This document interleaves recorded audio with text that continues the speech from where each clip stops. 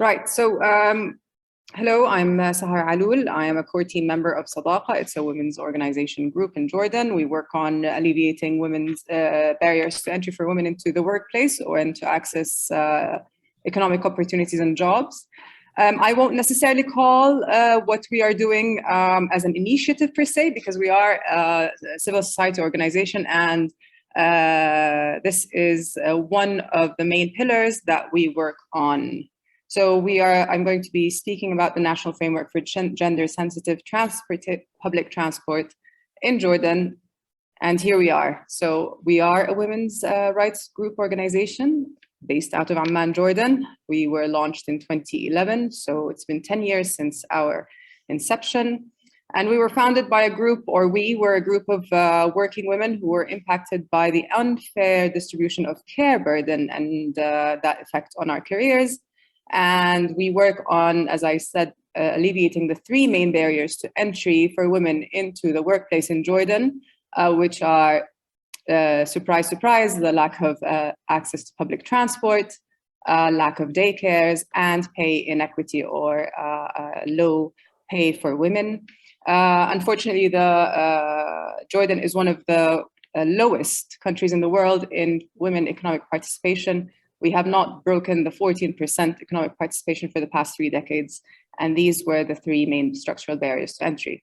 So moving on to gender and mobility, in 2018, we, in cooperation with FES, hello, Sarah, we conducted a study on public transport and on gender in public transport, and from the perspective of women users. And it was the first of its kind to study the effect of public transport on women's access to public space. And that was the number that Sarah spoke about a few minutes ago. 47% of women surveyed said they refused a job opportunity due to the lack of public transport, a very alarming number when we consider that Jordan is suffering from a high budget deficit. In 2020, and in order to address these barriers that hold back women's economic empowerment and participation in the labor market, and based on the results of the study that we had launched back then, we wrote up an MOU with the Jordanian Ministry of Transport, and with the support of the UN Women, we launched a national framework for gender-sensitive public transport that aims to enhance reliability, safety, and accessibility of public transport for women in Jordan. And again, in the same year, we conducted another study on the mobility of women working in agriculture at this time, which were the most disenfranchised group of women in the job market. And we highlighted the conditions of women workers in the farming sector and documented their trips back and to the places of work, which were the farms. Moving on, the next slide. Have I reached the 5-minute limit? Yeah. Speed up. Quickly.